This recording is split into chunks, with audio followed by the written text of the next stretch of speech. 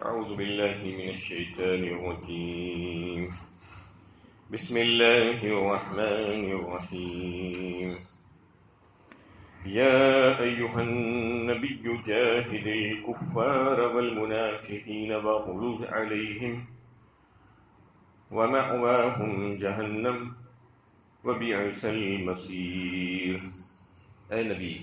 صلی اللہ علیہ وسلم، کافروں اور منافقوں سے جہاد کرو اور ان کے ساتھ سختی سے پیش آؤ، ان کا ٹھکانہ جہنم ہے اور وہ بہت بری جگہ ہے پہنچنے کی۔ یہ سورہ توبہ کی 73 نمبر کی آیت ہے۔ اس سے پہلے سے منافقین کی بدعمالیوں اور ان کی سرکشیوں کا تذکرہ چل رہا تھا۔ درمیان میں دو آیتیں مومنین اور مخلصین کے تعلق سے ان کی شان میں اللہ تعالیٰ نے ان کے اوصاف بیان فرمائے تھے۔ پھر سے یہاں سے منافقین کی بات اور ان کا تذکرہ اگلی آیتوں تک چلے گا۔ یہاں پر اللہ کے نبی صلی اللہ علیہ وسلم کو حکم دیا جا رہا ہے کہ آپ کفار اور منافقین کے خلاف جہاد کریں اور ان کے ساتھ سخت رویہ اختیار کریں، ان کے ساتھ کسی قسم کی کوئی نرمی والا معاملہ نہ کریں۔ وَغُلُظْ عَلَيْهِمْ فرمایا، سختی سے پیش آئیے آپ ان کے ساتھ۔ اس میں جہاد کرنے کے لیے کفار سے جو جہاد ہے وہ تو بات سمجھ میں آتی ہے کہ کفار سے تو جہاد باضابطہ کھلے عام ہوگی ہی، لیکن منافقین سے جہاد کس طرح ہوگی؟ کہ منافقین تو اپنے آپ کو مسلمان ظاہر کرتے تھے، مسلمانوں کی صفوں میں رہتے، نمازیں ادا کرتے، روزے رکھتے، زکوٰۃ دیتے اور سارے کام کرتے جو مسلمان کرتے تھے، تو پھر ان کی پہچان کیسے ہوگی اور ان کے ساتھ کس طریقے سے جہاد ہوگی؟ اس کی پہچان تو اللہ کے نبی صلی اللہ علیہ وسلم کو تھی اور مسلمانوں کو بھی تھی، لیکن اللہ کا حکم نہیں آیا تھا۔ اس وقت تک تو یہ حال تھا کہ ان سے جہاد زبانی جہاد کے لیے کہا گیا تھا، ان سے ہاتھوں سے جہاد کے لیے، ہتھیار سے جہاد کے لیے نہیں حکم دیا گیا تھا۔ زبانی جہاد کا مطلب یہ ہے کہ اسلام کی حقانیت ان کے سامنے پیش کرنے کے لیے کہا گیا ہے کہ مختلف انداز میں، تاکہ وہ اپنی اصلاح کر لیں اور اپنے ایمان کو صحیح اور مکمل کر لیں اخلاص کے ساتھ، ان کو یہ معاملہ اچھے طور پر سمجھایا جائے۔ یہ ان کے سیاحت جہاد تھی، ورنہ الفاظ کے ساتھ اور آپ کے کلام میں سختی لانے کے لیے نہیں کہا گیا ہے۔ اس میں وَغُلُظْ عَلَيْهِمْ جو کہا گیا ہے یہ صرف شرعی احکامات کو نافذ کرنے کے سلسلے میں کسی قسم کی کوئی نرمی نہ برتنے کا حکم ہے۔ انہیں احکام شریعت کی نافذ کرنے کے سلسلے میں کسی قسم کی کوئی نرمی ان منافقین کے ساتھ نہ برتنے کا حکم دیا گیا ہے۔ یہ نہیں کہا گیا کہ آپ ان کے ساتھ سخت کلامی کریں، اور ایسا ممکن تھا ہی نہیں، اس وجہ سے کہ آپ صلی اللہ علیہ وسلم تو اخلاق کی انتہائی اعلیٰ درجے پر فائز تھے۔ وَإِنَّكَ لَعَلَىٰ خُلُقٍ عَظِيمٍ فرمایا اللہ تعالیٰ نے سورہ قلم میں، انہیں آپ تو انتہائی اعلیٰ درجے پر فائز ہیں۔ فَبِمَا رَحْمَةٍ مِّنَ اللَّهِ لِنتَ لَهُمْ وَلَوْ كُنتَ فَظًّا غَلِيظَ الْقَلْبِ لَانفَضُّوا مِنْ حَوْلِكَ فرمایا سورہ آل عمران 4 پارے میں۔ اللہ کی رحمت یہ ہے، یہ فضل ہے کہ آپ ان کے اوپر بڑے شفیق اور مہربان ہیں، اور اگر آپ سخت دل اور تندخو ہوتے تو آپ کے اطراف سے وہ لوگ چھٹ جاتے۔ اور آپ کی جو ہے یہ خوبی تھی کہ آپ صلی اللہ علیہ وسلم لوگوں سے انتہائی نرم گفتگو کرتے تھے، بڑی شیریں گفتگو اور کلام کیا کرتے تھے، آپ سے لوگ جڑتے تھے، آپ سے لوگ کرتے نہیں تھے۔ تو اس میں اس کا مطلب یہ نہیں ہے کہ ان کے ساتھ سخت کلامی کی جائے، جبکہ آیت جو ہے ان کے ساتھ بھی سخت کلامی نہ کرنے کے لیے کہہ رہی ہے، لیکن آج ایک مسلمان دوسرے مسلمان کے ساتھ سخت کلامی کرتا ہے، بات بات پر بے دھڑک اس کے ساتھ جو ہے مغلظات بکنا شروع کر دیتا ہے، تھوڑا سا غصہ آنے پر۔ اس سے منع کیا گیا ہے، اس میں کہ غیروں کے ساتھ بھی سخت کلامی کرنے سے روکا گیا ہے۔ اور آیت کا ایک مطلب یہ بھی ہے کہ وہ منافقین جو بعد میں ان کا کفر کھل کر آ گیا تھا، آہستہ آہستہ ان کے حالات اور ان کے کردار مسلمانوں کے سامنے آنے لگے تھے، اور ایک وقت ایسا آ گیا کہ غزوہ تبوک سے واپسی کے موقع پر اللہ کے نبی صلی اللہ علیہ وسلم کو اللہ تعالیٰ نے بذریعہ وحی ان منافقین کے ناموں کا اظہار کر دیا، باضابطہ ان کی ولدیت اور ان کے نام و نشان اور پتے کے ساتھ اس کا اظہار فرمایا کہ یہ فلاں فلاں فلاں منافقین ہیں۔ یعنی منافقین کے ساتھ اب درگزر کا معاملہ نہ کیا جائے بلکہ سختی کا معاملہ کیا جائے۔ آگے کی جو آیتیں آ رہی ہیں اس میں بھی انہی حالات کا تذکرہ ہے کہ منافقین کے ساتھ سخت رویہ اختیار کیا جائے، جس حد تک ضروری ہو ان کے خلاف طاقت بھی استعمال کی جائے۔ سختی کا یہ حکم اس لیے دیا گیا کہ اب ان کا نفاق ظاہر ہو گیا تھا اور ان کا کفر کھل کر سامنے آ گیا۔ یہ نام نہاد مسلمان تھے، دل میں ان کے ایمان نہیں تھا، بس جو ہے مسلمانوں کو دکھانے کے لیے اور اپنے کچھ فائدے کے لیے، مال غنیمت سے کچھ مال حاصل کرنے کے لیے، مسلمانوں کے عتاب سے بچنے کے لیے یہ اسلام کا ڈھونگ رچاتے تھے۔ دل میں ان کے ایمان نہیں آیا تھا، لیکن اسلام دشمنی کے لحاظ سے ان میں اور کافروں میں کوئی فرق نہیں تھا، بلکہ یہ کافروں سے کہیں زیادہ تھے۔ نقصانات پہنچانے میں مسلمانوں کو دھوکہ دیتے تھے، مسلمانوں کی صفوں میں رہ کر ان کو تکلیف پہنچاتے تھے، ان کے خلاف سازشیں کرتے تھے۔ یہ کافرانہ کلمات تو اپنی زبان سے نکالتے ہی تھے، علاوہ ازیں کہ انہوں نے اسلام کو ذکر پہنچانے کی کوئی کسر اٹھا نہیں کر رکھی تھی۔ مسلمانوں اور اہل اسلام اور پیغمبر اسلام کے خلاف سازشیں کرتے، ان کے حوصلے پست کرنے اور ان کے اندر فتنہ برپا کرنے کے لیے کوئی کسر اٹھا کر انہوں نے نہیں رکھی تھی۔ یہی وجہ ہے کہ ان کے ساتھ بڑا سخت معاملہ آخرت میں بھی ہونے والا ہے۔ ان المنافقین فی الدرک الاسفل من النار فرمایا سورہ نساء 5ویں پارے میں اللہ تعالیٰ نے۔ منافقین جو ہے نچلے درجے میں ہوں گے جہنم کے، یعنی سب سے آخری درجے میں ہوں گے۔ کفار سے بھی زیادہ ان کو سخت سزائیں دی جائیں گی، یہ اس وجہ سے کہ انہوں نے مسلمانوں کو دھوکہ دیا، انہوں نے مسلمانوں کے ساتھ رہ کر اپنے آپ کو مسلمان ظاہر کرتے ہوئے ان کے خلاف سازشیں کی، ان کو تکلیفیں پہنچائی، ان کو نقصان پہنچانے کی کوشش کی۔ تو اس لیے ان کی خرابی ہے، ان کے لیے بربادی ہے۔ یہ کہا گیا ہے یہ موری آستین ہیں، آستین کے سانپ ہیں، یہ ہمیشہ مسلمانوں کو نقصان ہی پہنچاتے رہیں گے اور قیامت تک ایسے منافقین جو ہے ان کا سلسلہ چلتا رہے گا۔ اس لیے اس آیت میں ان کے لیے بڑے سخت الفاظ اللہ تعالیٰ نے استعمال فرمائے ہیں کہ وَغُلُوظ عَلَيْهِمْ وَمَأْوَاهُمْ جَهَنَّمُ وَبِئْسَ الْمَصِيرُ، ان کا ٹھکانہ جہنم ہے اور بہت ہی بری جگہ ہے ان کے پہنچنے کی۔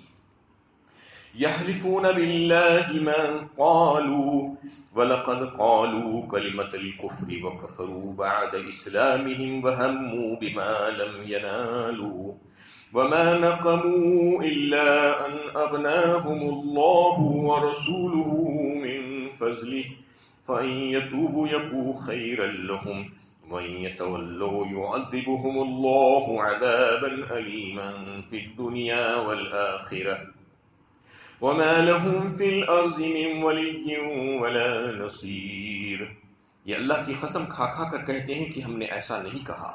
حالانکہ انہوں نے ضرور کفر کی بات کہی اور اسلام لانے کے بعد کفر کا ارتکاب کیا اور وہ کچھ کرنا چاہا جو نہ کر سکے۔ ان کی قفگی محض اس بنا پر ہے کہ اللہ نے اپنے فضل سے انہیں غنی کر دیا اور اس کے رسول نے بھی، اگر یہ توبہ کر لیں تو ان کے حق میں بہتر ہے، اور اگر منہ پھیر لیں تو اللہ انہیں دنیا میں بھی دردناک عذاب سزا دے گا اور آخرت میں بھی روئے زمین پر ان کا کوئی حمایتی نہ ہوگا اور نہ مددگار ہوگا۔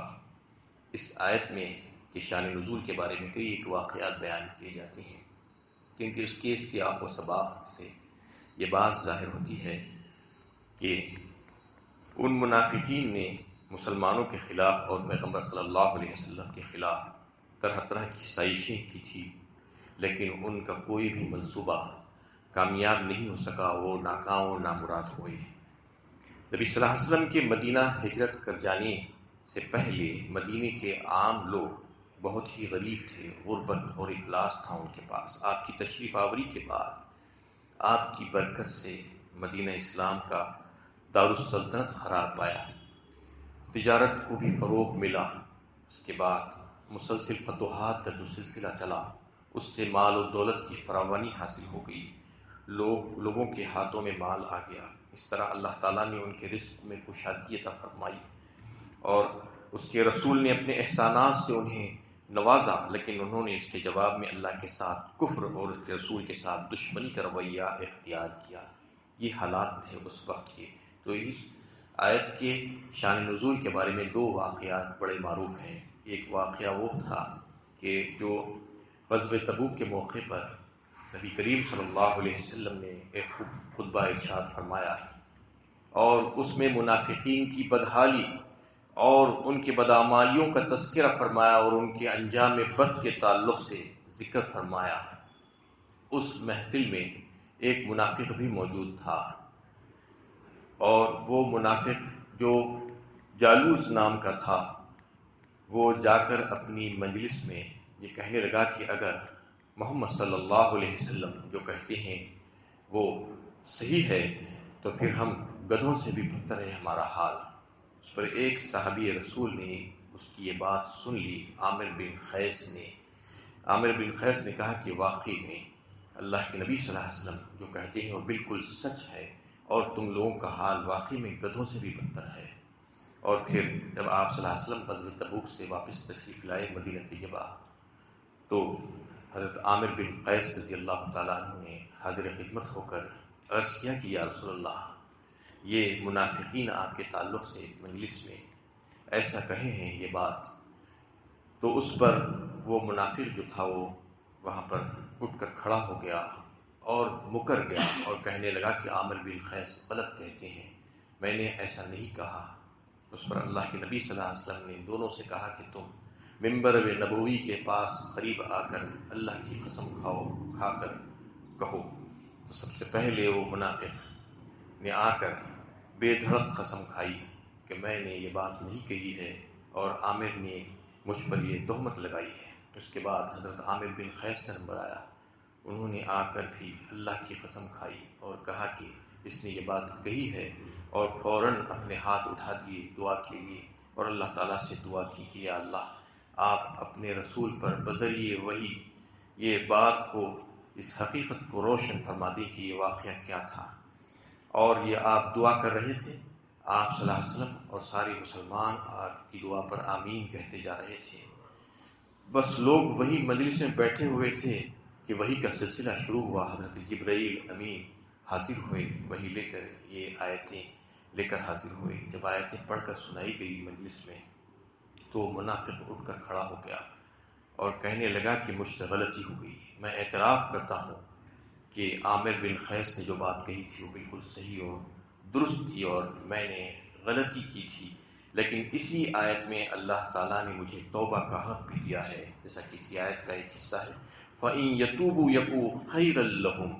تو میں توبہ کرتا ہوں اور معافی مانگتا ہوں اپنی گزشتہ غلطیوں گناہوں سے۔ اس پر آپ صلی اللہ علیہ وسلم نے اس کی توبہ قبول فرمائی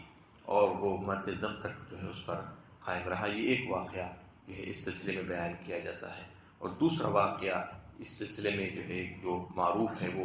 اس وجہ سے کہ وَهَمُّوا بِمَا لَمْ يَنَالُوا، جو آیت میں جو ایک بات آئی ہے، ایک آیت کا حصہ ہے کہ انہوں نے کچھ کرنے کی کوشش کی تھی لیکن کر نہ سکے۔ اس کا مطلب یہ تھا کہ وہ منافقین ایک چال، ایک سازش کی تھی پیغمبر اسلام صلی اللہ علیہ وسلم کے خلاف اور مسلمانوں کے خلاف، کہ آپ غزوہ سے واپس آ رہے تھے تو وہ منافقین میں سے 12 منافقین کا ایک گروہ جو ہے ایک پہاڑ کی گھاٹی میں چھپ کر کھڑا ہو گیا تھا، تاکہ آپ صلی اللہ علیہ وسلم جب وہاں پر تشریف لائیں تو ایک بار کی آپ کے اوپر حملہ کر کے آپ کو قتل کر دیں۔ اس پر اللہ تعالیٰ نے جبرائیل امین کو بھیجا اور آپ کو اس کی خبر دے دی، آپ وہاں سے دوسرا راستہ اختیار کر لیے۔ یہ دونوں واقعات اس سلسلے میں بیان کیے جاتے ہیں، اور ایسے کئی ایک واقعات ہیں۔ کوئی عجب نہیں کہ یہ سارے کے سارے واقعات اس آیت سے متعلق ہی ہو، اس کی شان نزول میں ہو۔ اصل بات یہاں پر یہ بتلانا ہے کہ وہ منافقین جو تھے وہ جھوٹے تھے، اور ہمیشہ جو ہے اسلام کے خلاف انہوں نے سازشیں کی اور کفر کی باتیں کی، کفریہ کلمات کہتے رہے، اور جب بات سامنے آ جاتی تو پھر اپنی برات کا اظہار کر دیتے جھوٹ کہہ کر، اور جھوٹی قسمیں کہتے، یحلفون باللہ ما قالوا، قسمیں کھا کھا کر کہتے ہم نے ایسا نہیں کہا، ہم نے ویسا نہیں کہا۔ آج بھی ایسے بہت سے دیکھنے میں ملتے ہیں دنیا میں کہ اسلام کے خلاف ایسی باتیں کرتے ہیں، اور جب ان سے پوچھا جاتا ہے تو کہتے ہیں کہ ہم نے فلاں بات نہیں کی تھی، ہم نہیں، تو ایسا کہا تھا، ہم نے تو ویسا کہا تھا۔ تو اس میں کہا جا رہا ہے کہ وَلَقَدْ قَالُوا كَلِمَةَ الْكُفْرِ وَكَفَرُوا بَعْدَ إِسْلَامِهِمْ، اسلام لانے کے بعد اگر کوئی ایسی بات کہتا ہے اس قسم کے کفریہ کلمات، تو پھر وہ اسلام سے خارج سمجھنا چاہیے اس کو۔ وَهَمُّوا بِمَا لَمْ يَنَالُوا وَمَا نَقَمُوا إِلَّا أَنْ أَغْنَاهُمُ اللَّهُ وَرَسُولُهُ، حالانکہ انہوں نے ضرور کفر کی بات کہی تھی، اور ان کا جو ہے اس کا یہ بات کہنا ان کے لیے کوئی فائدہ مند نہیں ہوا ان کے لیے، اور وہ کسی قسم کا کوئی نقصان نہیں پہنچا سکے اسلام کو اور رسول اللہ صلی اللہ علیہ وسلم کو۔ فَإِن يَتُوبُوا يَكُن خَيْرًا لَّهُمْ، جو کوئی بھی ایسا کام کرتا ہے اس کے لیے اللہ تعالیٰ نے مہلت دی ہے کہ وہ فوراً اپنی اصلاح کرے اور اپنی غلطی کو محسوس کرتے ہوئے فوراً اللہ تعالیٰ سے معافی مانگے، توبہ استغفار کرے، تو اللہ تعالیٰ اس کو معاف کرنے کے لیے تیار ہے۔ وَإِن يَتَوَلَّوْا يُعَذِّبُهُمُ اللَّهُ عَذَابًا أَلِيمًا، اور اگر کوئی نہیں کرے گا ایسا اور اپنی جو جرم پر قائم رہے گا، اپنی غلطی کا اعتراف نہیں کرے گا اور منہ پھیر لے گا، تو پھر اللہ تعالیٰ اس کے لیے بڑی دردناک سزا تیار کر کے رکھے ہیں، جو اس کو دنیا میں بھی ذلت و رسوائی کی شکل میں ملے گی، اور آخرت میں سخت ترین عذاب اس کے لیے تیار ہے۔ وَمَا لَهُم فِي الْأَرْضِ مِن وَلِيٍّ وَلَا نَصِيرٍ، اور پھر روئے زمین پر کوئی اس کو بچانے والا، اس کا ولی، مددگار، رفیق، کارساز کوئی نہیں ہوگا سوائے اللہ کے۔ تو اس میں پیغام ہے ان تمام لوگوں کے لیے جو اسلام کے خلاف سازشیں کرتے ہیں، کفریہ کلمات کہتے ہیں، اور بظاہر مسلمان بھی جو ہے بنتے ہیں اور لوگوں کے سامنے اپنا اسلام کا اظہار بھی کرتے ہیں، اور اسلام کے خلاف جو ہے اور مسلمانوں کے خلاف سازشیں کرتے ہیں، ان کے لیے بڑی سخت وعید ہے۔ اللہ تعالیٰ سے دعا ہے کہ اللہ تعالیٰ ہمیں صحیح علم و عمل کی توفیق عطا فرمائے۔